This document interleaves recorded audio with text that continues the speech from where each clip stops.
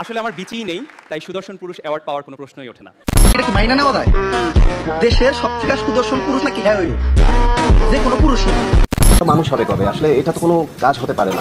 Hey guys, আসসালামু আলাইকুম, this is আসলাম। আজকের এই ভিডিওতে বাংলাদেশের সুদর্শন পুরুষের বিসির উপরে তুলবো, যার বাকি কথা হবে ছোট্ট একটা ইন্ট্রোর পরে। এই বেটা, ইন্ট্রো লাগা। নামাজ বেহেশতের চাবি, তাই আমরা বিনোদনের আগের নামাজকে একটু বেশি গুরুত্ব দিতে শিখি। কতগুলো সন্তান আমি জানি না, তবে আমার এক সন্তান যেন মেয়ে সন্তান হয়। আমার মেয়ে সন্তান খুব পছন্দ। বাইরে তুই ছেলে না মেয়ে ওইটা আগে প্রমাণ কর, তারপরে না হয় তোর বাচ্চাদের হিসাব করিস। বাই দা ওয়ে, তুই ভাইয়া না? আমার মাথা ঘুরছে।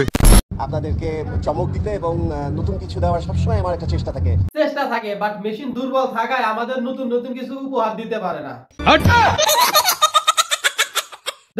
আপনার কি খায়া দেয় কোনো কাজ নাই? আন্দাজে আমার উপরে রাগ ধরেন। ওর যে বিচি নাই সেটা আপনি ওর মুখ থেকেই শোনেন। আসলে আমার বিচিই নেই, তাই সুদর্শন পুরুষ অ্যাওয়ার্ড পাওয়ার কোনো প্রশ্নই ওঠে না। লিঙ্গ ছাড়া সিংহ, বিচি না থাকা সত্ত্বেও নিজেকে বাবা দাবি করে। আল্লাহ ভালো বলতে পারবে যে আসলে আমাকে কয় সন্তানের বাবা করবে, এটা তো আমি বলতে পারবো না। মেশিন নাই, তারপরেও 2 সন্তানের বাবা হইতে চাস? ভাইরে, এটা কোনো অ্যান্ড্রয়েড অ্যাপস নয় যে প্লে স্টোর থেকে ডাউনলোড করে নিব। এটাকে নিতে হলে রাতের পর রাত পরিশ্রম করতে হয়। স্যার ও যা বলছে সব মিথ্যা কথা। আল্লাহ কয় কি?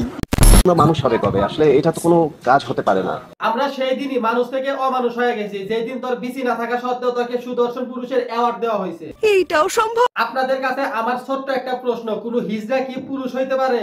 না না। তাহলে অ্যাডব খানকে কিভাবে সুদর্শন পুরুষ হিসেবে গণ্য করা হয়? আপনারা একটু কমেন্ট বক্সে বলবেন। কমেন্ট বক্সটা খোলা আছে। এই দৃশ্য দেখার পর বা এই দুর্ঘটনা দেখার পরেও যদি তোমাদের ভিতরে একটু ভিতরটা না কাঁদে। ঠিক বলছো রে ভাই, তোকে দেখলে আসলে আমার পানি চলে আসে। সেটা আমার চোখ দিয়ে নয়, বরং অন্য জায়গা দিয়ে। বাই দা ওয়ে, এটা কি ভাইয়া না আপু নাকি হিজড়া? মানুষ যখন এত রেডি হয়ে আসে, নিশ্চয়ই সে সেটার প্রতি অনেক বেশি শ্রম দেয়। তুই আমার বালে রেডিও আইছে, তুই তো আমার সময় মিয়া খলিফার ব্লাজার পরে আইছে।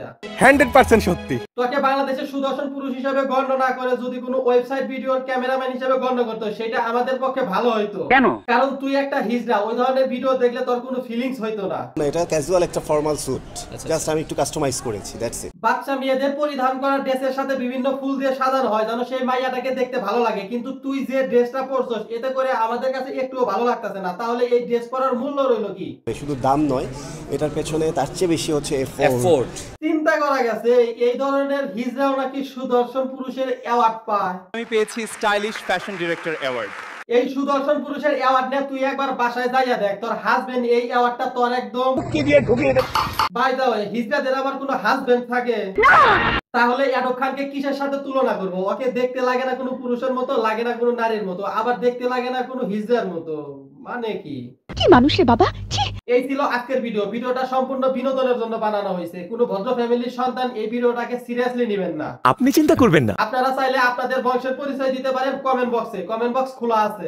সত্যি? আপনাদের সাথে দেখা হবে পরের ভিডিওতে। ততক্ষণ ভালো থাকবেন, সুস্থ থাকবেন। আর হ্যাঁ, ইউটিউব চ্যানেল থেকে ভিডিওটা দেখলে ভিডিওতে একটা লাইক করে চ্যানেলটা সাবস্ক্রাইব করতে পারেন। আর ফেসবুক পেজ থেকে যদি দেখেন উপরে ফলো বাটন চাপ দিয়ে ফলো করে পাশে থাকেন। আল্লাহ হাফেজ।